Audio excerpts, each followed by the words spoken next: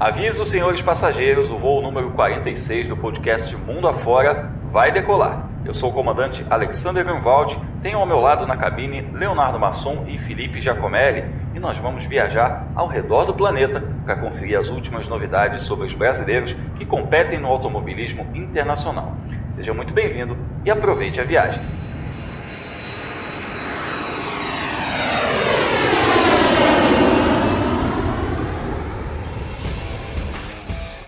Sim, o podcast Mundo Afora está no ar, mais uma edição número 46 desse conteúdo associado ao site F1 Mania, que eu já convido você a acompanhar as notícias lá no site f1mania.net. Também seguir as redes sociais, procurando por site F1 Mania no Twitter, no Instagram e no Facebook.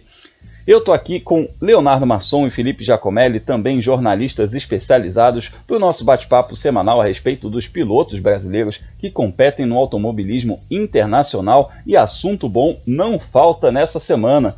Por exemplo, vitória do João Paulo de Oliveira no Super GT em Okayama. Léo, começando com o pé direito, a dupla Kyoto Fujinami e João Paulo de Oliveira rumo ao bicampeonato. Ah, sim, Grum. Primeiramente, alô Grum, alô Felipe, alô você que nos acompanha. Pois é, o JP conseguiu aí essa primeira vitória, uma vitória difícil lá em Okayama.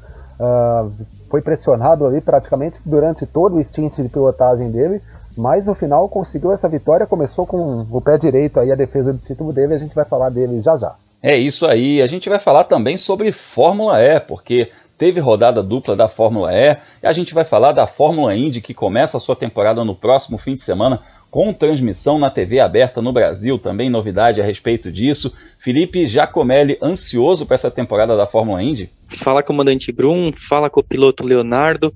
Esse fim de semana que finalmente, né, o automobilismo americano volta para valer. A gente já teve um pouco a NASCAR, agora a Fórmula Indy em um ano histórico, né? Porque a gente fala que histórico são 3 jovens pilotos, né? Começando um tal de Romain Grosjean, um tal de Scott McLaughlin, que ganhou tudo na Austrália, e um tal de Jimmie Johnson, esse não é tão conhecido assim, ganhou 7 títulos de só da NASCAR até agora. E é claro, a gente tem 3 pilotos brasileiros que vão competir, e a gente vai falar um pouco deles logo mais. É isso aí, 3 bons pilotos brasileiros que vão disputar inclusive as 500 milhas de Indianápolis, e a gente está muito ansioso para isso, porque vai ser muito legal a gente ter 3 feras nos representando no oval mais famoso do mundo. Ainda vai ter Superbike, Super TC 2000, Fórmula Regional Europeia, by Alpine, enfim, tem um cardápio bastante variado aí para a gente falar sobre pilotos brasileiros no automobilismo internacional. Então aperte seus cintos, porque está começando mais um podcast Mundo Afora. Simbora viajar!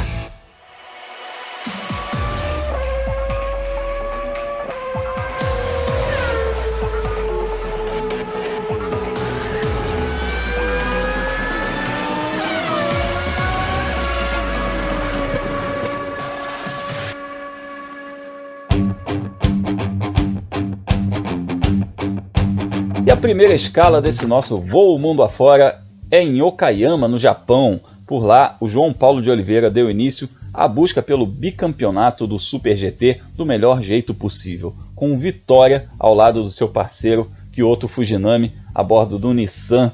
Foi uma corrida daquelas de tirar o fôlego para variar. A gente sempre fala aqui, eu e o Léo, a gente comenta muito a respeito disso, que é aquelas corridas que a gente assiste de pé no finalzinho, e foi uma corrida que terminou com 4 carros chegando muito próximos, o João Paulo de Oliveira puxando um trenzinho ali, sendo muito pressionado, e ninguém melhor do que ele próprio para contar pra gente como foi. João Paulo de Oliveira, a palavra é sua. Fala Grum, fala amigos que estão aí no Brasil, que acompanham o automobilismo mundo afora. Aqui no Japão nós tivemos a primeira etapa do Super GT esse final de semana passado em Okayama, e não poderia ter começado melhor pra gente. Conquistamos a primeira vitória do campeonato, abrindo aí uma campanha onde a gente está defendendo o título. Com certeza vai ser um ano disputadíssimo, já tivemos mostra disso na primeira corrida. Ao final da corrida, os 4 primeiros chegaram dentro de 1 segundo, ou seja, estava todo mundo embutido ali. Passei quase 47 voltas sob uma pressão enorme depois do pit stop, mas deu certo, a gente conquistou a primeira vitória e agora vamos em frente, né? Agora tem Fuji daqui 3 semanas, claro, com mais peso, a gente tem 60 quilos agora, são os pontos, multiplica por 3, ou seja, 20 pontos, 60 quilos, isso é o Super GT. Vamos em frente, a busca pelo pelo bicampeonato, tá ok? Obrigado a vocês por acompanharem e um grande abraço a todos no Brasil. Valeu, JP, sucesso aí nessa temporada, você vindo aí desse título na classe GT300, né, que veio com uma ótima evolução a partir da metade da temporada do ano passado, e agora começando com o pé direito, né, uma situação diferente, vai levar lastro desde o começo da temporada, e muito bacana, né, Léo? O João Paulo, só lembrando aí para quem está nos ouvindo, o João Paulo que é campeão da Fórmula 3 japonesa, campeão da Super Fórmula, que na época chamava Fórmula Nippon ainda, e agora campeão do Super GT em 2020, começando com o pé direito rumo ao bicampeonato, e uma situação muito diferente do que a gente viu no ano passado. Ah, sim, Grum. No ano passado ele teve que buscar, ele teve que fazer uma reação na segunda metade do campeonato para conseguir a conquista do título, né? Ele veio escalando, e aí entrou na última etapa como líder do campeonato, mas numa situação que ele tinha que chegar na frente dos rivais, porque senão ele não conseguiria o título. Ele e o Fujinami. E conseguiu, né, com o segundo lugar, se eu não me engano, na última etapa, saiu campeão. Começar a temporada vencendo é sempre muito melhor. Vou usar um chavão aqui, é difícil você se manter o tempo inteiro na liderança, mas é muito melhor você começar na liderança. E foi uma corrida bastante difícil para ele, eu não sei se quem nos acompanha teve a chance de acompanhar melhores momentos através do YouTube, ou então ver notícias, mas foi uma corrida que teve um safety car do meio da prova, e a equipe dele aproveitou para fazer a troca de pilotos, né? Saiu o Fujinami para entrar o JP. E o JP passou, como ele disse, nada, umas 35, 40 voltas tomando pressão dos adversários. Assim, pressão forte. Se você olhar o resultado final, a última volta, você tem 3, 4 pilotos muito próximos dele atacando. Ele precisou se defender para conseguir essa vitória. De qualquer forma, ele ganhou a corrida, começa bem a defesa do título e já dá aquela... como a gente costuma dizer no futebol, já dá aquele recado, né? Tipo, eu sou o campeão e vou fazer de tudo para conseguir, né, me manter nessa condição. Já deu um cartão de visita bom para os adversários. Daqui 3 semanas tem corrida de novo, né? Mas a primeira impressão dele nessa temporada é muito melhor do que foi na temporada passada, ainda que ele tenha saído com o título. Eu diria que no futebol, em qualquer esporte também, né? Você chegar chegando, naquele cartão de visita, ó, eu tô aqui, eu vou disputar esse campeonato. E é um campeonato muito forte, né, Felipe? A gente fala sempre sobre isso. A classe que o João Paulo corre no Super GT, porque são 2 classes, né? A GT500 e a GT300. Ele corre na GT300, que tem 30 carros no grid, tem 12 montadoras envolvidas, tem 4 fornecedores de pneus, tem pilotos conhecidos. Ou seja, é uma brincadeira de alto nível, né? O pessoal não tá lá para brincar, né? O pessoal tá jogando muito sério, tem muita fábrica envolvida, isso também é uma coisa muito forte, né? O João Paulo também é um piloto que tem um histórico muito grande como piloto de fábrica, né? E é interessante a gente ver também que esse regulamento da GT300 hoje ele está mais em alta, podemos dizer assim, né, Felipe, do que o da GT500, porque... esses campeonatos desse regulamento GT3 global da FIA, né, esses campeonatos estão crescendo muito, né, estão ganhando muito fôlego ao redor do mundo. Grum, o GT300 tem uma pequena diferença do GT3 que a gente está acostumado, né, na Europa, nos Estados Unidos, aqui no Brasil, né, com Endurance, que eles aceitam alguns carros que não são exatamente o GT3, né, são veículos montados pelas próprias montadoras do Japão, né, no caso a Toyota, principalmente, que investe bastante nesse regulamento extra. Então você tem 3, 4 modelos de Toyota correndo, né? Tem o Prius, tem o 86 e tem o Supra, né, que estreou no ano passado e esse ano agora está dominando o grid.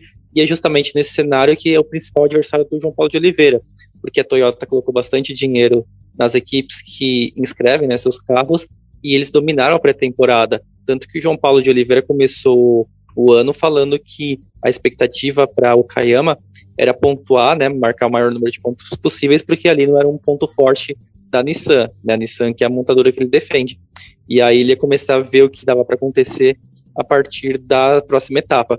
Só que aí teve o safety car, né, que o Léo falou, e olha que curioso, né, o safety car determinou muitas corridas no ano passado, né, como tem essa questão do lastro. Ano passado tinha muitos pilotos que eram para estar lá atrás, né, não só na GT300, como na GT500 também, e aí o safety car entrava no momento que era bom para eles, eles já tinham feito a parada de boxes, e aí o que acontecia, né? Todo mundo parava atrás do safety car, ia lá para o fim do pelotão, e esses carros com lastro, eles acabavam ou vencendo a prova, ou terminando ali no top 5, em corrida que era para eles irem mal. E aí nisso eles disparavam na classificação do campeonato. Para esse ano, toda a equipe tá ligada, assim, se alguém rodar, quebrar o carro no meio do circuito, é para parar no box imediatamente, porque você sabe que o safety car vai ser acionado. E não é que realmente aconteceu isso em Okayama, foi todo mundo pro box, só que não tem espaço no box suficiente para 30 carros, né, da GT300 e mais os 15 da GT500. E aí os carros, em vez de pararem retinho, né, como a gente está acostumado ver nos campeonatos normais, no mundo inteiro, eles vão parar meio que... Sabe quando você entra para recolher para os boxes, meio assim de lado? Sim, vira aquele negócio, estacionamento de beira de praia, né? Isso, exatamente. Os carros estão fazendo isso no Super GT. Mas olha só, na equipe do João Paulo de Oliveira, o box atrás dele não tinha nenhuma equipe, porque era o box dedicado da Nissan, que a Nissan fazia o suporte que eles dão para as equipes clientes dele. E o box na frente também não tinha ninguém. Então, quando todo mundo precisou embicar, né, entrar no estacionamento de beira de praia, como você falou, o Kyoto Fujinami pôde fazer a parada normalmente, João Paulo de Oliveira entrou no carro, e aí eles assumiram a liderança, que o João Paulo conseguiu manter até o fim da corrida, né? Melhor para ele, que a vitória veio, e agora no ponto fraco deles já veio a vitória, né? E falando sobre a GT500, que você falou, é verdade, assim, o Super GT percebeu o problemão que eles se meteram agora, porque o regulamento da GT500 é o regulamento do DTM até o ano passado, né, aquele Class 1, é que o DTM agora vai pro GT3, então ninguém mais está correndo de Class 1, então basicamente o Super GT desenvolveu um regulamento que caiu assim no colo dele, naquele sonho de convergência, né, com a categoria alemã, e que não vai acontecer mais. O que eu fico muito feliz é que o GT, o GT3, enfim, GT300, GT500, enfim, o GT está cada vez mais forte nos campeonatos ao redor do mundo, né?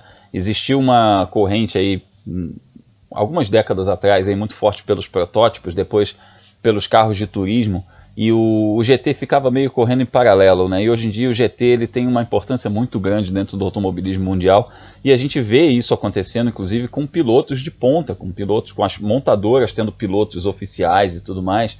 É muito bacana isso. A gente tem um grande exemplo, inclusive, né? Augusto Farfus, piloto da BMW, que muitos anos defendendo a BMW, ganhou 24 horas de Dubai, ganhou 24 horas de Nürburgring, ganhou 2 vezes as 24 horas de Daytona, campeão mundial do GT Intercontinental Challenge.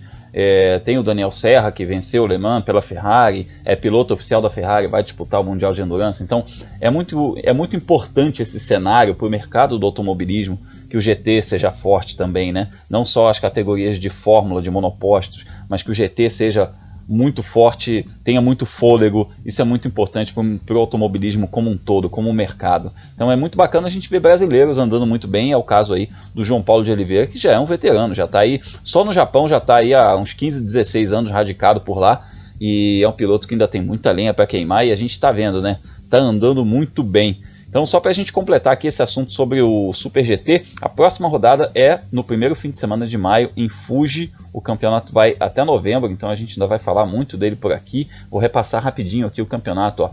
Okayama em abril, abrindo a temporada agora, né? Depois em maio vai para Fuji. Ainda em maio, no último fim de semana de maio, tem Suzuka. Em julho, Motegi. Em setembro, Sugo. Em outubro, Autópolis. Em novembro, Motegi, e finalzinho de novembro, quase dezembro, Fuji de novo para fechar o campeonato. Certamente vai ser um campeonato eletrizante, a gente vai ficar aqui de olho e vai falar muito sobre o João Paulo de Oliveira no Super GT.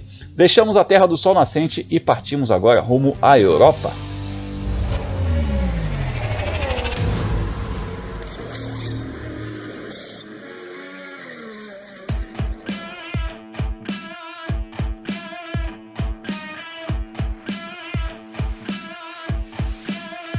Falamos que o Super GT é um campeonato eletrizante, então vamos para outro campeonato eletrizante, e esse não só eletrizante, mas também elétrico. As ruas de Roma receberam a segunda rodada da Fórmula E no último fim de semana, uma rodada dupla que não foi aquela que a gente gostaria para os brasileiros, né? A gente lembra aí o que está acontecendo no mundo nesse momento, então lembra todo o vulto de incerteza que tem em torno do campeonato da Fórmula E, porque é um campeonato, como a gente lembrou no episódio passado, que a gente falou aí sobre essa etapa, que corre grande parte das suas provas em pistas de rua, então sofre evidentemente com essa coisa de ter que estar na rua, e agora foi a segunda rodada dupla, ou seja, a terceira e quarta etapas lá em Roma, depois de 2 etapas lá em Diriyah, na Arábia Saudita.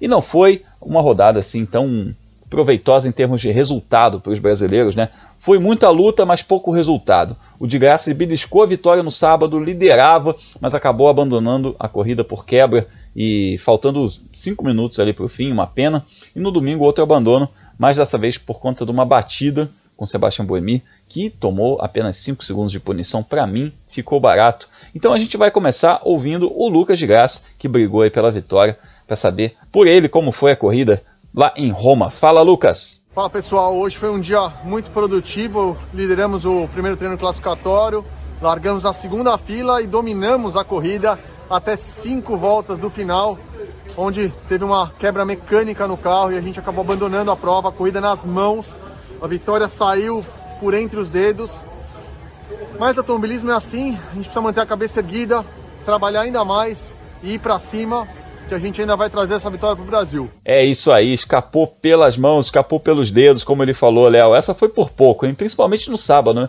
A gente não viu o Lucas vencendo ano passado, né? O Lucas que tem historicamente grandes resultados na Fórmula E, mas parecia que ele já ia quebrar a zica logo de cara, né? Infelizmente não deu. Faltou muito pouco, Grum, faltou pouquíssimo. A corrida do sábado foi muito agitada, né? Quem teve a chance de assistir, foi uma corrida que a gente teve ali no finalzinho o Vergne e o de Grassi disputando a vitória, né? O de Grassi fez uma ultrapassagem bonita em cima do Vergne, deu a impressão que iria para a vitória, e aí ele teve esse problema. Mas além dos dois, a gente teve toque na largada entre 2 candidatos à vitória, teve muita briga no pelotão intermediário também, né? Brigas ferrenhas, né? 2, 3 carros dividindo curva. Sim, a corrida foi super agitada, foi uma das melhores corridas da Fórmula E aí em um bom tempo. Mas falando de Grassi, uma coisa que ele comentou no final de semana, e comentou aí no áudio, a Audi vai ganhar a corrida nesse ano. Pelo desempenho que ele teve lá em Roma, principalmente nessa primeira prova, a Audi vai ganhar a corrida. Agora, o carro parece que falta um pouco de confiabilidade. No domingo ele foi tirado da prova pelo Buemi, não tem o que falar, e voltou a ter o problema de largar de trás. Mas no sábado ele largou um pouquinho mais na frente e conseguiu, primeiro contando com problemas dos adversários, depois com uma ultrapassagem que ele fez com o Vergne, era uma corrida que ele venceria, não fosse o problema que ele teve. Eu tenho para mim, apesar do Vergne ter comentado que tinha ainda condições de atacar o de Grassi no final da prova, mas eu tenho para mim que o de Grassi partiria para a vitória ali. Então, como ele disse, é ruim sair sem pontos, mas é melhor que ele saia sem pontos com um carro mostrando um bom desempenho, um bom ritmo, e que por conta de algum problema, ou no domingo a batida, né, um fator externo, tenha tirado ele da corrida, do que se o carro fosse ruim. Se o carro fosse ruim, ele não poderia brigar por nada. O carro sendo bom, aí parte dele fazer a parte dele, e a equipe, né, trabalhar bem nas estratégias para poder brigar na frente, quem sabe conseguir essa vitória. Eu acho que ele ainda ganha a corrida nesse ano, nessa temporada. Eu também acho. Inclusive, Felipe, lembrei agora daquela temporada, que eu acho que foi a de 2018, né, que ele quebrava, que a Audi estava com problema no inversor, se eu não me engano, e aí quando eles resolveram esse problema, o carro começou a voar, né, e o Lucas terminou como vice-campeão. Ele chegou sem chance de título, mas ele chegou, eu acho que em 4º ou 5º e acabou como vice-campeão. De repente pode acontecer alguma coisa desse tipo, né? Bruno, você lembra quando a gente começou a falar da Fórmula E neste ano, que a gente ficava com aquela dúvida, né? Será que a Audi realmente vai se empenhar nesse último ano que é da categoria? Eles já anunciaram que vão sair? Ou será que eles vão meio que só cumprir tabela? A nossa aposta aqui foi que são alemães e que vão até o fim, né? Que vão cumprir até o fim. Esse foi o primeiro e obviamente vai ser o último, né? Também o carro da Audi totalmente desenvolvido dentro, né, da montadora, sem terceirizar nenhuma questão da produção do carro em si também, né? Do motor elétrico. E se mostrou um carrão, né? Por enquanto. O René Rast já tinha andado muito bem na Arábia Saudita, e agora foi a vez do Lucas de Grassi brigar pela vitória. A gente fica na expectativa de acontecer justamente isso, de a partir de agora esse bom resultado em Roma começar a se repetir nas próximas etapas do campeonato. Uma coisa que a gente vai ser muito interessante a partir de agora é todas as corridas que a gente vai ver são em pistas meio que inéditas, né? Porque claro que a gente não sabe como que vai ser a segunda metade da temporada, mas Valência nunca teve corrida ali, né? Teve treino, mas corrida para valer nunca aconteceu. Estão falando que vai ter uma etapa em Puebla, né? Que é um circuito roval, né? Que tem no México, que vai substituir o Hermanos Rodrigues. Hermanos Rodrigues está sendo campo de vacinação no México, então não está tendo atividade esportiva por lá. E Mônaco vai ser a pista completa, que também nunca foi usada pela Fórmula E. Então meio que todo mundo vai começar do zero, ou sem muita noção do que vai ter na pista, e nisso a Audi, que já se mostrou que é um belo carro, né, pode fazer toda a diferença. E sabe para quem pode ser bom esse fato de estar começando no meio do zero? Para o Sérgio Sete Câmara, porque ele é um estreante, né? Ele fez lá aquele festival de velocidade em Berlim, né? 6 provas em 9 dias, mas era uma pista só, por mais que fosse sentido contrário, com chicane, sem chicane, enfim, fizeram 3 pistas diferentes, mas era o mesmo local. E ele está conhecendo as pistas, ele está andando pela primeira vez em todas as pistas aí, andou pela primeira vez lá na Arábia Saudita, agora andou pela primeira vez em Roma, já fez um 4º lugar na segunda prova do ano em Diriyah, e andou bem também agora nesse fim de semana, apesar de ter largado muito lá atrás, né? Ele teve problemas na primeira corrida, fechou em 16º, mas teve um problema ali, um pico de energia, que acabou comprometendo totalmente a corrida dele, e no domingo ele largou na penúltima fila e terminou em 12º, que é aquele famoso mineiramente, né? Ele foi lá comendo pelas beiradas e ele conseguiu conquistar posições, só que o resultado não foi suficiente para pontuar, realmente precisa largar um pouco mais para frente na Fórmula E, e com esse carro da Dragon é muito difícil, a equipe ainda não estreou o carro novo, e então a gente sabia que ele ia ter um pouco de dificuldade, mas tendo pistas novas, tendo situações novas, pode ser aí que coloque-se as cartas na mesa e que o Serginho possa fazer um bom trabalho. Vamos ouvir o Sérgio Sete Câmara, então, sobre essa etapa lá de Roma, sobre o EPRI de Roma. Fala, Serginho! E aí, pessoal, final de semana concluído aqui em Roma. Hoje teve a corrida do domingo. Infelizmente não foi uma corrida boa pra gente. Começou lá no qualifying. Eu vinha muito rápido, setor 1 e setor 2, ali para cravar o primeiro ou segundo tempo naquele momento, e que provavelmente seria entre os 6 ali no Superpole, ficaria em 4º ou 5º, fazendo um setor 3 decente, mas encostei no muro e não completei a volta, então errei, né? Infelizmente tive que largar lá de trás. E fizemos uma estratégia alternativa na corrida, onde a gente economizava muito no início e apostar num safety car, né, que reagruparia todo mundo, mas eu teria muito mais energia.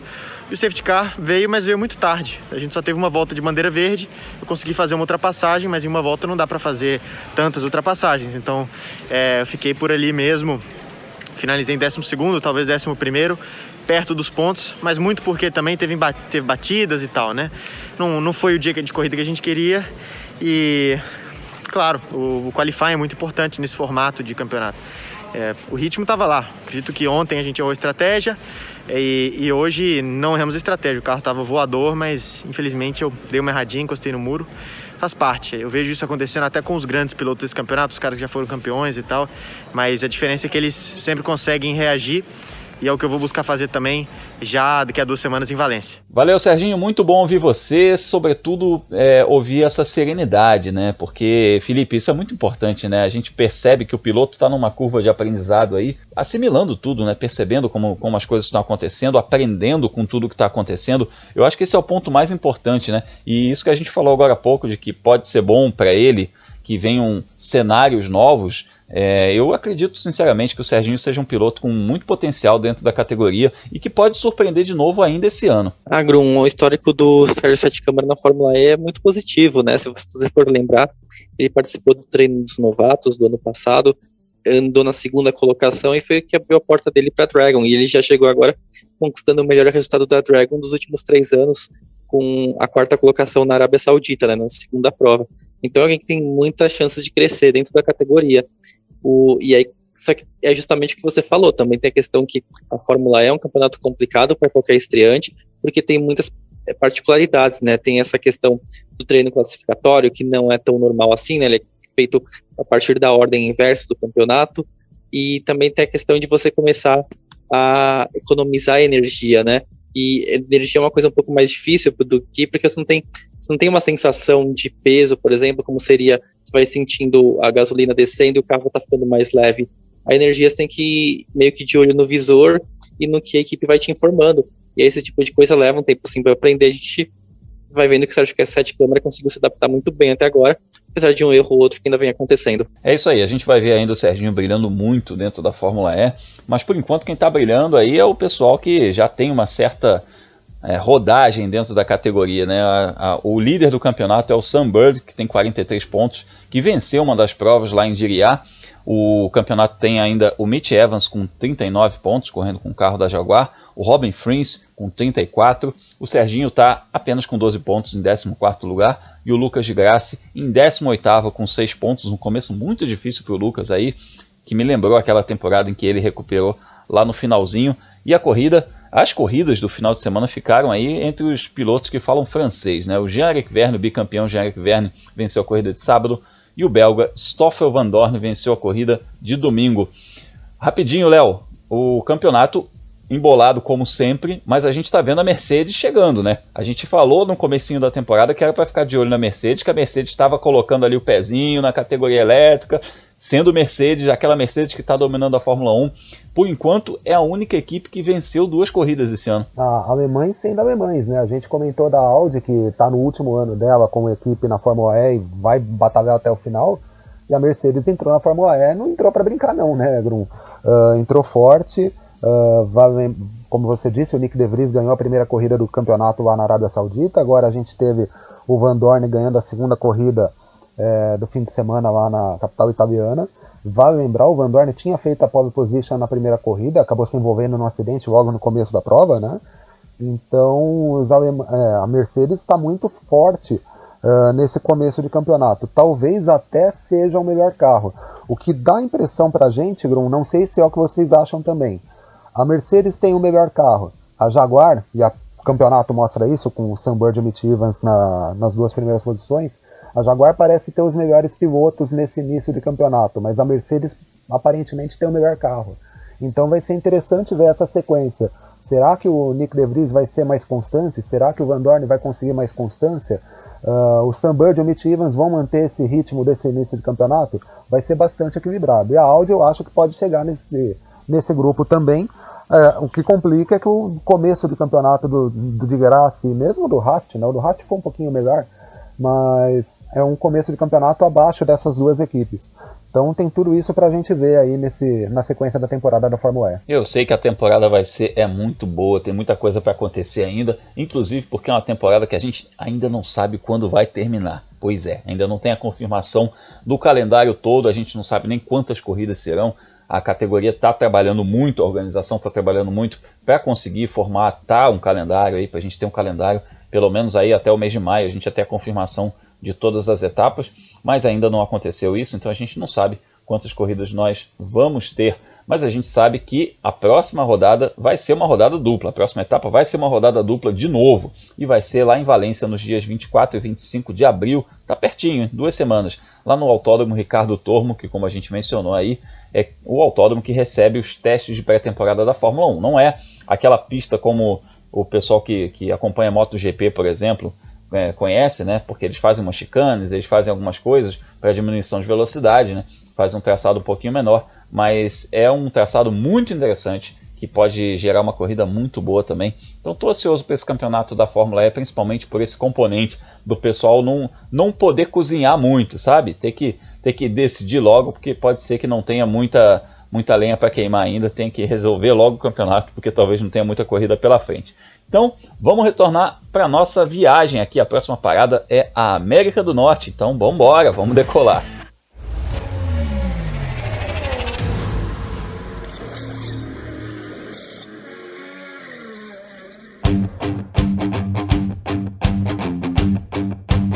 Chegamos nas terras do Tio Sam, onde a Fórmula Indy começa a temporada nesse domingo, com o GP do Alabama lá em Barber. E por que é importante a gente falar da Fórmula Indy nesse momento?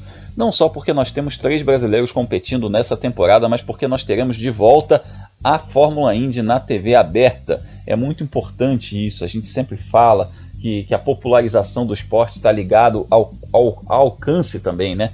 Então o Grupo Bandeirantes fez um excelente trabalho durante muitos anos com a categoria, mas nesse momento é um outro momento para o Grupo Bandeirantes, tem outras categorias por lá, tem a Fórmula 1, tem muitas categorias nacionais como a Stock Car. Então acabou meio que sobrando ali nessa dança das cadeiras a Fórmula Indy, e aí os organizadores, os donos dos direitos da Fórmula Indy no Brasil, encontraram outra casa para a categoria, e essa casa vai ser a TV Cultura. Nós teremos todas as provas transmitidas pela TV Cultura, também matérias na programação. Está se prometendo aí uma cobertura bastante extensa, e a gente evidentemente fica muito feliz com isso, porque é importante a categoria estar na TV aberta, incluindo aí as 500 milhas de Indianápolis. É muito importante também, é uma corrida muito clássica, é muito bacana a gente ver o fã do automobilismo poder assistir as 500 milhas de Indianápolis. Bom, começando aí a temporada no GP do Alabama, em Barber, mas nessa rodada os brasileiros não participam, nem por isso a gente deixa de falar deles, né? Porque na semana passada, Tony Kanaan, Pietro Fittipaldi e Hélio Castro Neves estiveram presentes nos testes da categoria em Indianápolis, né? O Kanaan foi o único deles a marcar tempo no primeiro dia de testes, na sessão liderada pelo Conor Dale. Já no segundo dia, todos eles marcaram tempos, Castro Neves, Kanaan e o Pietro Fittipaldi, e eles estão empolgados, evidentemente, para essa temporada, né? Eu vou fazer o seguinte, eu vou começar ouvindo Hélio Castro Neves sobre essa expectativa dele para a temporada 2021, a primeira dele em muitos anos fora da equipe Penske. Pois é, galera, esses 2 últimos dias, quinta e sexta-feira, a gente teve os treinos em Indianápolis. Nós pudemos, foi minha primeira experiência, segunda experiência, aliás, o segundo dia que eu passei com o pessoal da equipe Meyer Shank Race, uma equipe nova, e foi muito legal, foi bacana. A gente testou várias situações, conhecendo o carro primeiro, né, os tipos de asa que a gente precisa, enfim, todos os números que a gente precisa ter para quando chegar no mês de maio a gente já ter esses dados, essas informações, poder assimilar e aí ter um plano de estratégia para o mês de maio, para que a gente possa aí estar lutando e brigando e estando rápido, né? Que essa é o mais importante, estando rápido, tem que entrar na corrida primeiro, e foi bem legal. Então tem uns acertos que tem que fazer, algumas coisinhas normal, como qualquer empresa nova, qualquer colégio novo, quando você entra, tudo, você vai aprendendo de todas as maneiras, o processo que eles têm, a maneira de pensar, a maneira de reagir, enfim.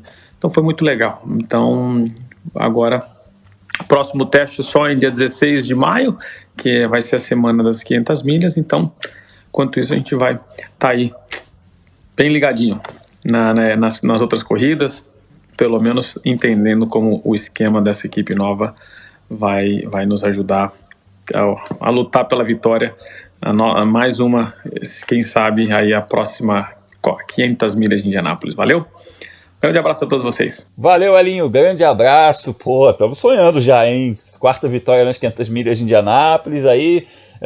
Léo, 4ª vitória nas 500 milhas de Indianápolis iguala uma galera boa, né? A gente está falando aí de AJ Foyt, a gente está falando de Rick Mears, a gente está falando de uma turma aí que tem muita história no automobilismo norte-americano. O Elinho, com 45 anos de idade, vai fazer 46 agora em maio, no mês de Indianápolis, inclusive. Não vai fazer todas as provas, e é muito estranho a gente ver o Elinho fora da Penske, pelo menos para mim é.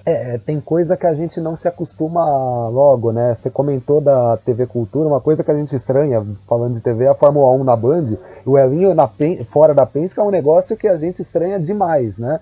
Mas é a realidade dele, assinou com a Meyer Shank para 6 corridas, se eu não me engano, e estreia na Indy 500.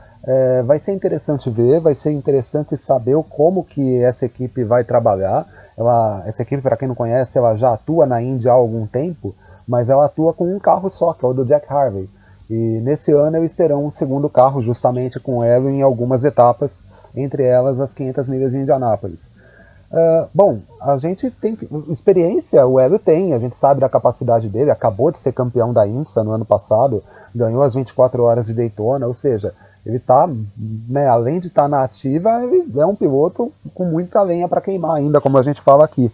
A questão é como que vai ser esse trabalho com a equipe. A gente sabe que a Meyer Shank, apesar de ser uma equipe até com alguma tradição nos Estados Unidos, ela também está envolvida na IMSA, mas ela não é uma equipe ainda tão experiente de Indy, e vai ter um segundo carro agora, então é tudo novo, como eu disse, precisa se acostumar com a equipe, precisa se acostumar com o engenheiro e tal, mas por outro lado é bom que a estreia dele na equipe seja nas 500 milhas de Indianápolis, porque a gente cansa de falar isso aqui, não é uma prova comum e isso passa pelo formato dela também.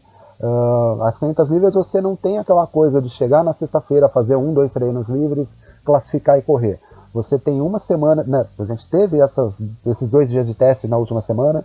Quando chegarmos no mês de maio, a gente vai ter uma semana de preparação até a classificação. A classificação demora 2 dias, né, um dia inteiro para quem se classificar no meio do pelotão, 2 dias para quem chegar ali na disputa da pole. Depois ainda tem o Carb Day na sexta-feira com mais um período de pista, né, acho que 1 hora de pista, para o piloto se adaptar, e aí sim a gente tem a corrida, que é uma corrida longa, 800 km, é uma corrida gigante. Então o Hélio vai ter tempo para se preparar e, de repente, para essa corrida específica, se colocar em condição de brigar, quem sabe, aí com a Andretti, com a Penske, com a Ganassi. Não é tão simples assim como a gente tenta passar, mas a ideia é essa, tempo de preparação para tentar essa vitória em Indianápolis e começar bem a trajetória dele com a Meyer Shank, ele tem. E capacidade para isso também. Vamos ver o que ele apronta aí nessa estreia dele na equipe nova. A gente está muito na torcida aí, obviamente, por todos os brasileiros, mas eu quero ver o Elinho andando bem fora da Penske, sabe? É aquela história, a gente viu o Elinho muitos e muitos anos na Penske, mais de 20 anos correndo na equipe Penske, ele vestiu a equipe, né? É aquela coisa, era um piloto que fazia muito sentido dentro daquela organização. Esse casamento chegou ao fim, mas é engraçado porque a gente viu inclusive o Twitter do Elinho, né? Quando a gente viu o nascimento do Twitter, ele fez a arroba dele, Hélio, né? E a letra E era o número 3, que era o número que ele usava na Penske, né? Então é muito esquisito a gente ver assim, pô, ele vai fazer o quê agora? Vai botar o número 6 em algum lugar? Não vai botar nada, sabe? A gente chegou a brincar sobre isso. Mas eu tô curioso para ver como é que vai ser esse futuro do Hélio e quero ver o Hélio se dando bem fora da equipe Penske, também para provar o valor dele, né? Óbvio, ele não precisa provar nada, 30 vitórias na Fórmula Indy, o título da IMSA, 3 vitórias nas 500 milhas de Indianápolis, 4 vice-campeonatos na Indy. Óbvio que ele não precisa provar nada, mas a questão assim, tem aquela coisa do piloto, né, de se provar fora da organização e provar o próprio talento também. Então acho que vai ser muito interessante esse campeonato do Elinho no fator motivação também. E quem está muito motivado, sem dúvida, é o Tony Kanaan, porque o Tony, outro piloto veterano, 45 anos também, que está de volta à equipe Ganassi. Ele andou aí alguns anos na equipe Foyt, um pior carro do grid, estava numa situação em que a gente falava, pô, fim de carreira do Tony, que pena, andando no carro ruim, né? Um cara que ganhou tanta coisa, ganhou tanta corrida, ganhou as 500 milhas de Indianápolis em 2013, e isso porque ele tinha liderado aí o equivalente a mais de uma corrida inteira em número de voltas lideradas antes de vencer essa corrida, foi campeão da categoria em 2004, e o Tony agora está de volta à equipe Ganassi. E olha que situação legal. Ele vai dividir o carro com o Jimmie Johnson, que é um desses estreantes aí. A gente vai falar daqui a pouquinho desses estreantes badalados que chegaram aí à categoria esse ano. E um deles é o Jimmie Johnson, 7 vezes campeão da NASCAR. Só que o Jimmie Johnson não quer correr nos circuitos ovais, ele quer correr só nos circuitos mistos, e ele chamou o Tony para assumir o carro dele nesses circuitos ovais, incluindo, evidentemente, 500 milhas de Indianápolis. E aí a gente lembra que o Tony Kanaan também vai competir nesse ano na Stock Car. Ou seja, o Tony vai ter 24 corridas de Stock Car em 10 finais de semana, em 10 datas, e além dessas corridas na Fórmula Indy. Vai ter que virar a chavinha, vai ter que acelerar muito, vai ter que se adaptar muito, mas é um piloto muito experiente. E eu conversei com o Tony Kanaan para saber exatamente como é que vai ser essa maratona de corrida aí, como é que ele vai encarar tudo isso em 2021. Fala um pouquinho dessa vida dupla que você vai ter nessa temporada, né? Porque são configurações muito diferentes. Cara, na verdade é uma vida tripla. Não sei se vocês sabem, eu também vou correr na categoria do Tony Stewart, que chama SRX, com um carro de NASCAR. Eu nunca tive uma diversidade tão grande na minha carreira. Eu vou guiar 3 carros completamente diferentes. Foram 23 anos de Fórmula Indy guiando uma coisa só. Como conciliar? Não sei te falar agora, cara. Vai ter o botãozinho aqui, Stock Car, é Fórmula Indy, é SRX. Vai ser uma coisa que eu vou ter que trabalhar, uma coisa nova para mim, é mais um desafio que eu vou ter esse ano. As viagens também, pelos meus, em termos de contrato, eu tenho que morar nos Estados Unidos, eu tenho que estar lá porque aquela coisa, o contrato que veio primeiro, a Stock Car é bem flexível também no calendário, então dá para ir e voltar sem ter muito o que fazer, mas realmente vai ser um ano atípico. Vai ser um ano atípico, mas Tony Kanaan vai ser Tony Kanaan, né? Aquele piloto que anda de qualquer coisa. Piloto bom, Felipe, anda de qualquer coisa, né? A Gru anda assim, né? A gente comenta que o Rubens Barrichello é o cara que não consegue ficar sentado no sofá. Você chega no fim de semana, ele tá correndo... A gente vai falar isso daqui a pouquinho, inclusive, né? Mas chega no final de semana, ou ele tá correndo na Argentina, ou tá correndo de kart, ou de repente a gente descobre que ele tá correndo em algum campeonato que a gente não fazia a menor ideia que ele tinha sido chamado para correr lá, como aconteceu na S5000, que é um campeonato da Austrália, que aconteceu lá já no distante ano de 2019, né? Mas, o Grum, sabe o que é interessante pensar? O Jimmie Johnson e o Tony Kanaan, eles estão em momentos muito diferentes da carreira, né? Porque o Jimmie Johnson, ele é um piloto que ele é 7 vezes campeão da NASCAR. Aí ele saiu da NASCAR, o que ele fez? Ele foi correr de Fórmula Indy. Então, a Fórmula Indy é tudo novo para ele. Ele precisa se acostumar com virar para a direita, né? Porque na NASCAR, agora que está começando a ter mais circuito misto, antes era tudo oval. E ainda tem que se acostumar com os monopostos. Ele vai correr pela Ganassi, sendo que ele correu a vida inteira dele por uma outra equipe. Aí a gente pega o Tony Kanaan, é a mesma coisa esse ano. Só que a diferença é que o Tony Kanaan vai correr um pouquinho nos ovais na Indy, mas ele vai chegar na Stock Car, olha só. Ele não corre no Brasil faz muito tempo. Desde 92, se eu não estou enganado, né? Desde que ele saiu daqui na Fórmula Chevrolet. Foi de umas etapas da Stock Car uns anos atrás, junto com o Barrichello. Não no mesmo carro, né? Mas como temporada completa, eu acho que desde 1992. Isso, faz muito tempo. Nesse tempo, desde então, faz essas corridas que a gente falou na Stock Car, o kart, né, junto com o Barrichello também. E fora isso, é um novo mundo para ele. Então, da mesma maneira que vai ser uma dificuldade muito grande para o Jimmie Johnson, mesmo a gente falando que o Jimmie Johnson vai estar andando pela Ganassi, né, equipe atual campeã, quando o Tony Kanaan estiver aqui no Brasil na Stock Car, ou nesse outro campeonato, o Tony Stewart, nossa, aí vai ser uma dificuldade muito grande para ele. E a gente não está falando da questão da qualidade do piloto, que vai ser mais fácil para um, vai ser mais difícil para outro, não. É que, assim, mudou a chave completamente em momentos da carreira que eles não estavam mais, tipo, não é 3 anos que eles eram de Indy, agora tem que se readaptar, como muitos pilotos fazem ao longo da carreira. Foram décadas e décadas de Fórmula Indy, no caso do Tony Kanaan, que agora ele vai precisar um pouco fazer essa virada da chavinha, né? Vai ser bem legal ver como que vai acontecer isso, e também é bom que a gente consiga acompanhar ele, né, por quase metade desse ano vai ter corrida dele. Pois é, você sabe que agora eu viajei também um pouquinho no tempo aqui, eu lembrei de Tandy e Giovanni. Quem é da nossa geração aí deve lembrar bem da geração de ouro do vôlei, que ganhou a medalha de ouro na Olimpíada de 1992 em Barcelona, e eu lembro que essa geração foi muito vitoriosa no voleibol, ganhou muita coisa, ganhou Liga Mundial, ganhou Campeonato Mundial, enfim, foi os anos 90 ali, principalmente a primeira metade dos anos 90, o vôlei brasileiro ganhou muita coisa, né, inclusive com um sistema de jogo inovador, que depois foi copiado por várias outras seleções e tal, e aí se estabeleceu, né, óbvio que virou ali para os anos 2000 se estabelecendo como uma potência do voleibol. Mas eu lembro que 2 ícones dessa geração de ouro, dessa geração que ganhou a medalha em 92, o Tandy e o Giovanni, eles se uniram e eles foram jogar na praia, jogar vôlei de praia em determinado momento da carreira.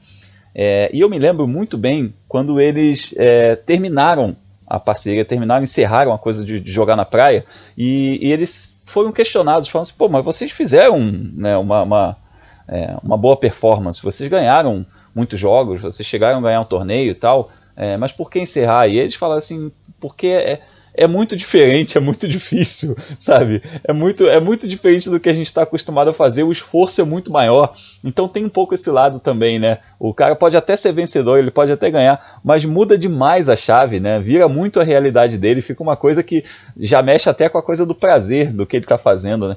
Então eu espero sinceramente que tanto o Tony na Stock Car, quanto o Tony Stewart, o Tony Kanaan na Stock Car, quanto o Jimmie Johnson na Fórmula Indy, eles tenham sucesso, eles façam boas corridas e tenham bons resultados, mas sobretudo que eles se divirtam. Esse é o ponto mais importante, porque eles têm uns referenciais do que eles já fizeram nas suas categorias de origem, o Kanaan na Indy e o Johnson na NASCAR, porque eles sabem que vai ser dificílimo repetir o que eles fizeram, ainda mais porque eles são pilotos veteranos, mas tomara que eles se divirtam. Esse é o meu desejo, sobretudo, ver esses dois caras se divertindo muito ao longo de 2021. Bom, mas nós falamos do Hélio Castro Neves, falamos do Tony Kanaan, só que nós temos 3 representantes esse ano na categoria, e o terceiro representante é Pietro Fittipaldi. Calma, Pietro segue piloto reserva da Haas na Fórmula 1, vai acompanhar a equipe lá na Fórmula 1, mas vai disputar os circuitos ovais também, mesma situação do Tony Kanaan com o Jimmie Johnson, só que ele, em vez de substituir o Jimmie Johnson como Tony Kanaan, ele vai substituir outro piloto famoso, que é o Romain Grosjean, que chegou da Fórmula 1, vai competir na Indy, mas só nos circuitos mistos, e deixou os ovais na mão do Pietro Fittipaldi. Amigos, antes de falar sobre essa situação do Pietro Fittipaldi aí, eu vou colocar uma mensagem que ele mandou pra gente agora há pouquinho, chegou agora há pouco essa mensagem dele, lá de Barcelona. Aí você pergunta, mas a gente tá falando de Indy, ele tá em Barcelona, por quê?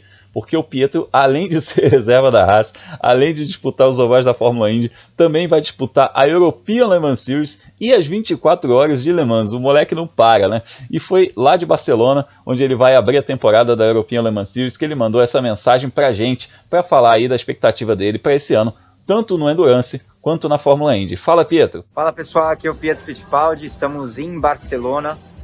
Acabei de terminar o segundo dia de teste aqui. Como você está vendo, a equipe está desmontando o carro, está preparando, e aqui atrás é a pista de Barcelona.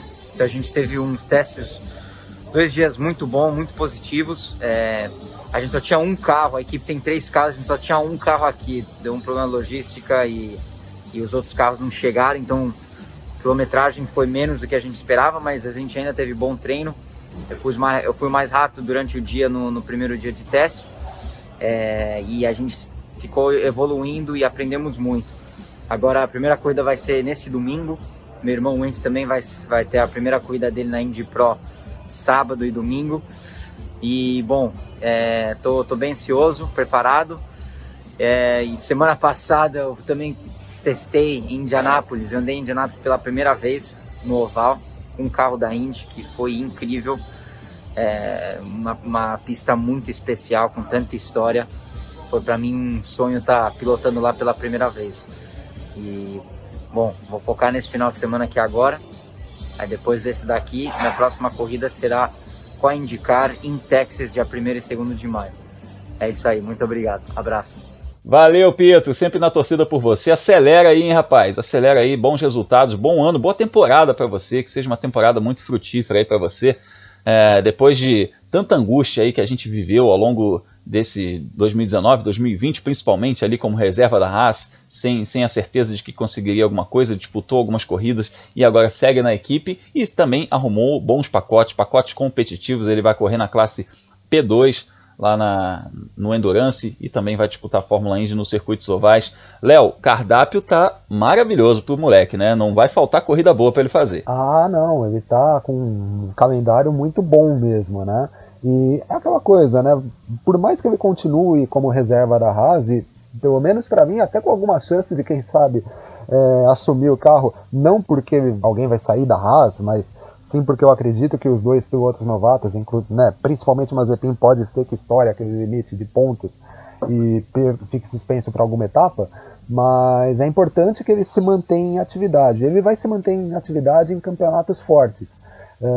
No Endurance vai correr com o MP2, que é um carro forte, na G-Drive, que é uma equipe bastante competitiva, vai disputar Le Mans, mas também a Indy. A Indy, bem verdade, não tem tanto a ver assim com a Fórmula 1, já que ele vai correr em ovais.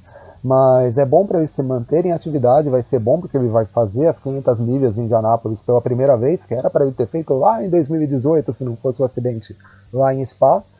E é bom também pelo seguinte, pode ser, eu acredito que ele já tem algum tipo de entrosamento com o Grosjean. Se não como companheiro de equipe titular, como o Grosjean era com o Magnussen na Fórmula 1, mas pelo convívio na equipe.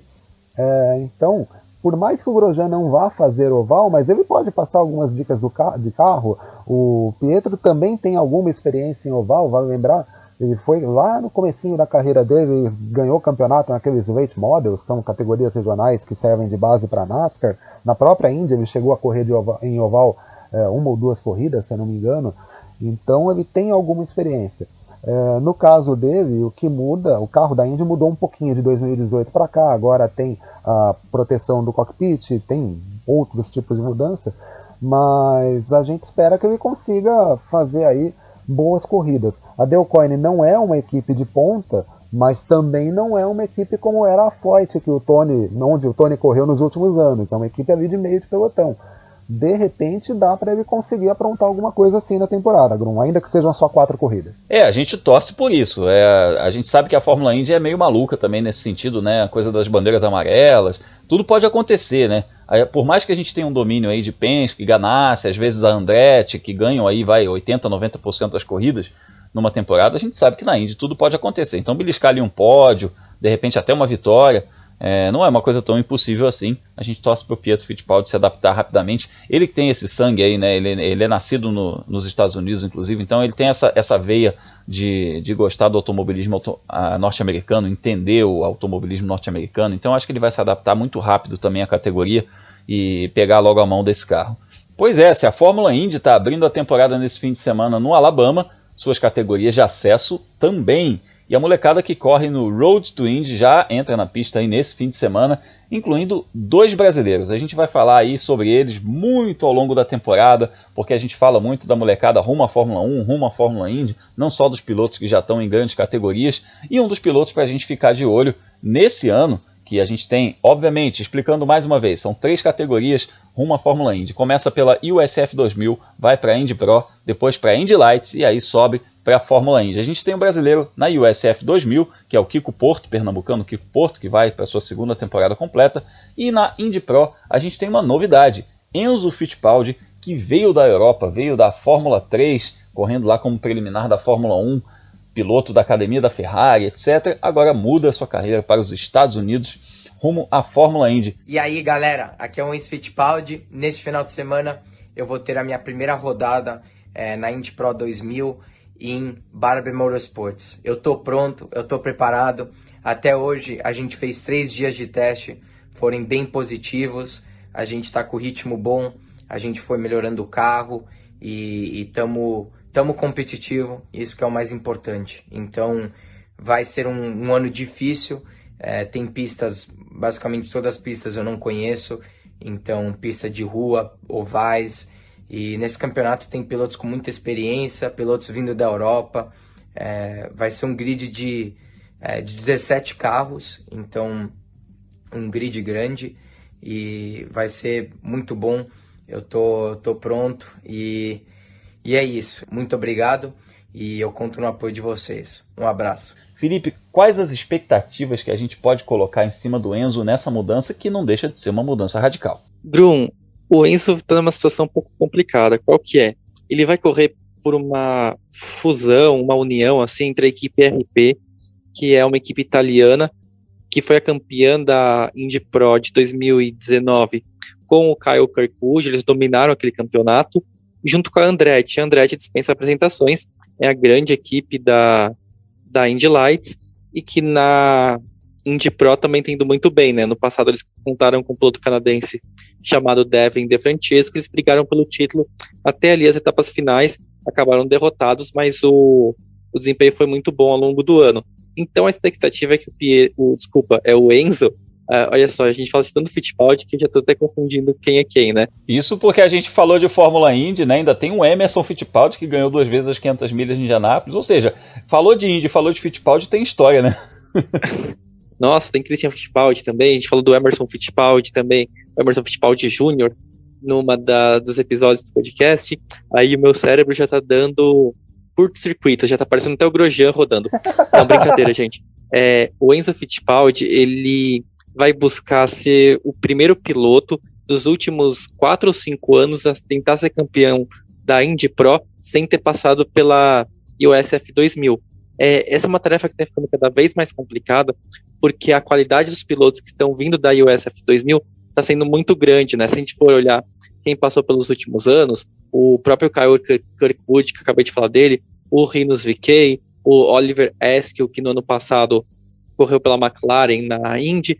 Então, tá ficando mais difícil, né, você vir da Europa e dominar como os pilotos faziam antigamente. O último que conseguiu fazer isso foi o Santiago Rutia, que não chegou na Indy.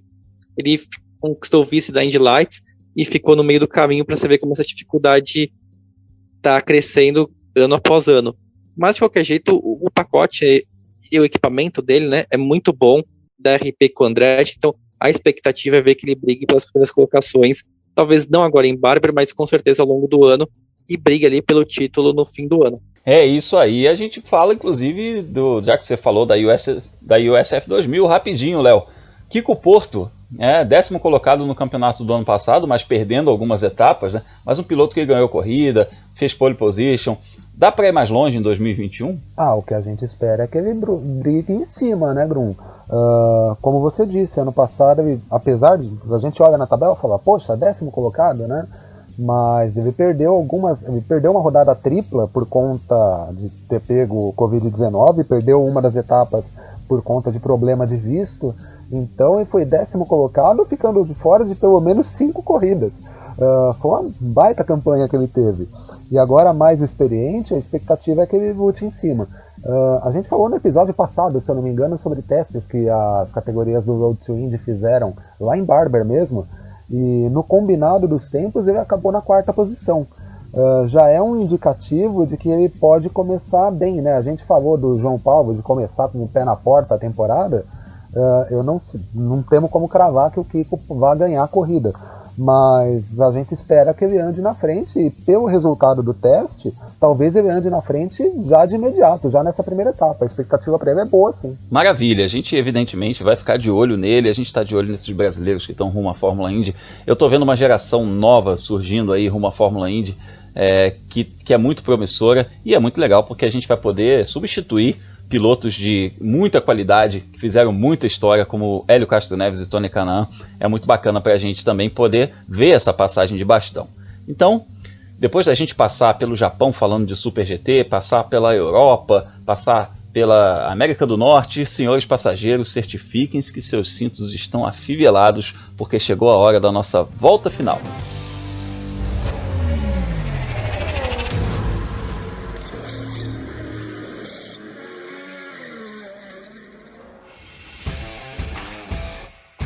Nessa nossa volta final, a gente dá um giro pelo noticiário do automobilismo e do motociclismo internacional para falar dos pilotos brasileiros. E a nossa primeira escala é na Espanha, onde rolou a etapa de abertura do Superbike Espanhol, que é um campeonato super competitivo, que tem pilotos com passagem pela MotoGP, pelo Mundial de Superbike, pilotos de vários países. E o Eric Granado estreou nesse campeonato, ele que continua correndo na Moto E, viu, gente? Não deixou a Moto E, o campeonato de motos elétricas da FIM, ele continua competindo lá na Moto E, mas ele está correndo também no espanhol de Superbike. Ele fez uma ótima primeira corrida, mas sofreu uma queda, acabou na 9ª posição, estava andando lá em segundo, e essa corrida determina a ordem de largada da segunda prova. Então ele largou em 9º lugar na segunda prova e terminou no pódio, fez várias ultrapassagens, inclusive em cima do atual campeão, e chegou em 3º lugar. As duas corridas foram vencidas pelo Jorge Torres, que é o atual campeão da Moto E, aliás, inclusive, categoria que o Eric está correndo,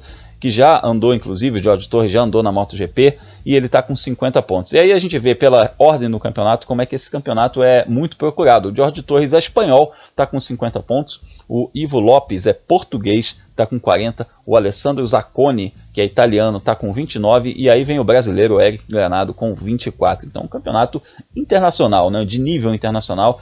Então vai ser muito interessante ver o Eric andando por lá, vai evoluir muito como piloto. A próxima etapa vai rolar nos dias 15 e 16 de maio, em Navarra, e se você quiser ver essas corridas, o Band Esportes está transmitindo essas provas, sempre rodadas duplas, sábado e domingo de manhãzinha. Você acompanha lá no Band Esportes com a narração do Celso Miranda.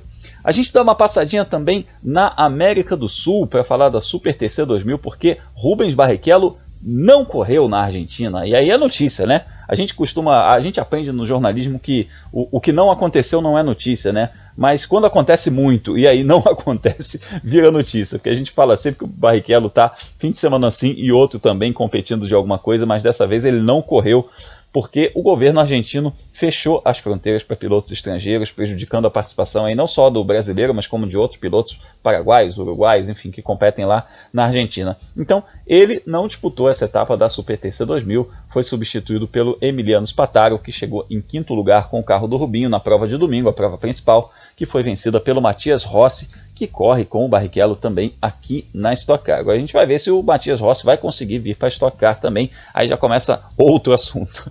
A gente vai ver se o Rubinho consegue dar sequência a esse campeonato na Super TC 2000 e também na Top Race, já que ele corre em 2 campeonatos na Argentina. Saindo da América do Sul, a gente dá outra passadinha na Europa para falar da abertura da Fórmula Regional by Alpine em Imola. Ufa, Fórmula Regional Europeia by Alpine, ficou longo esse nome, porque é a fusão de 2 campeonatos, né? A Fórmula Regional, que foi aquela que o Gianluca Peterkoff foi campeão, com a Fórmula Renault, aquela que o Caio Collet foi o vice-campeão, a Renault virou Alpine, e os campeonatos se fundiram e virou a Fórmula Regional Europeia by Alpine. Nós temos 2 representantes nesse grid nesse ano de 2021. Gabriel Bortoleto, que vem da Fórmula 4, ganhou corrida, foi 5º colocado na Fórmula 4 italiana, e o Dudu Barrichello, que vem dos Estados Unidos, foi vice-campeão da USF 2000, uma das categorias do Road to Indy, e agora faz a sua estreia na Europa. Aliás, eu convido você a acompanhar o bate-papo muito legal que a gente teve no canal do F1 Mania essa semana com o Dudu Barrichello. Tá lá no canal do YouTube do F1 Mania para você acompanhar 1h20 de bate-papo, super legal, grande cabeça, moleque centradaço, muito bacana conversar com o Dudu Barrichello. Foi um papo em que eu, Vitor Berto, Gabriel Gavinelli e Carlos Garcia trocamos ideia no papo de roda com o Dudu Barrichello. Então acompanha lá, porque é um brasileiro mundo afora em que a gente vai ficar de olho também, além de ter todo esse predicado, ser filho de um cara como o Rubens Barrichello, que é um tremendo de um professor. É um moleque que tem muito talento e que está fazendo um trabalho muito sério na Europa. Então, junto com a Fórmula 1, vai ter a Fórmula Regional by Alpine, preliminar do GP da Emília-Romanha de Fórmula 1. Mais um voo concluído com sucesso, então é hora da gente se despedir. Léo, a gente se encontra nas redes sociais. Sim, Grum, estamos nas redes sociais. Só procurar por Leonardo Marçom no Facebook, no Twitter, no Instagram. E a gente está comentando bastante aí, a gente fala bastante de tudo, mas também do mundinho das corridas. A gente vai ter bastante corrida nesse final de semana, né? Tem MotoGP, tem Fórmula 1, tem Fórmula Indy, tem NASCAR, as categorias de base, enfim. A gente vai falar bastante aí de corrida ao longo do final de semana e de vários outros assuntos. Só me seguir nas redes sociais, onde a gente também coloca um pouquinho daquilo que a gente produz, tanto no F1 Mania, quanto na revista Racing, quanto no Fórmula Grum. E o Fórmula Grum, inclusive o canal Fórmula Grum, essa semana tem tanta corrida, como o Léo falou, que a gente fez um Giro Mundo Afora pós-fim de semana e um Giro Mundo Afora pré-fim de semana. Então tá no ar lá um Giro Mundo Afora falando da vitória do João Paulo de Oliveira, falando dos brasileiros na Fórmula E, falando do Barrichello, falando do Eric Granado, e tem outro entrando no ar agora nessa quinta-feira, falando sobre a Fórmula Regional by Alpine, falando sobre o Road to Indy e falando sobre os brasileiros na Fórmula Indy. Felizmente temos muito assunto para a agenda da velocidade, Felipe. Pois é, Grum, vou ter que começar a fazer a agenda daqui a pouquinho, senão não vai dar tempo de acabar até quinta-feira. Mas é bom, né? A gente quer justamente isso, muitas corridas para a gente acompanhar ao longo do fim de semana, né?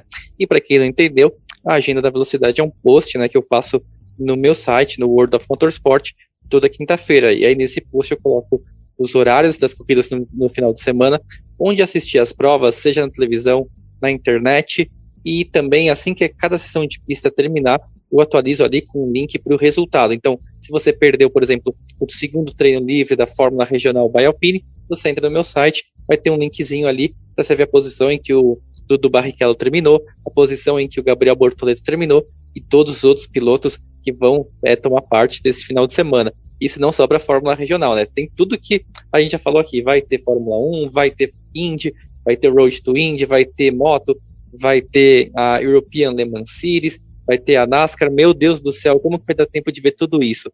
E quem quiser me seguir nas redes sociais também, é só procurar, né? Por Felipe Giacomelli, tanto no Instagram quanto no Twitter. É isso aí, estamos no Instagram, estamos no Twitter, estamos no Facebook, procura lá por mim também, Fórmula Grum, todas as redes sociais para você falar comigo é Fórmula Grum, com N de novidade no final. A gente está lá em todas as redes sociais para você trocar aquela ideia, falar sobre os brasileiros que estão competindo no automobilismo internacional. E eu lembro que tem outros podcasts aqui no feed do F1 Mania para você ficar por dentro de todo o noticiário, né? O F1 Mania em ponto de segunda a sexta com Carlos Garcia e o Gabriel Gavinelli, e também uma vez por semana, assim como o nosso Mundo Afora, tem o Full Gas Podcast com o Gabo Carvalho e o Gabriel Lima falando sobre MotoGP. Muito bacana, a gente vai ter muito assunto para a semana que vem. A gente já está aqui fazendo a listinha, conversando e fazendo a listinha do que a gente vai conversar na semana que vem, porque não vai faltar assunto. Então, fique ligado no fim de semana de corridas e semana que vem a gente se encontra mais uma vez. Valeu, Léo, valeu, Felipe, valeu você que nos escuta aqui no podcast Mundo Afora. Até a nossa próxima viagem.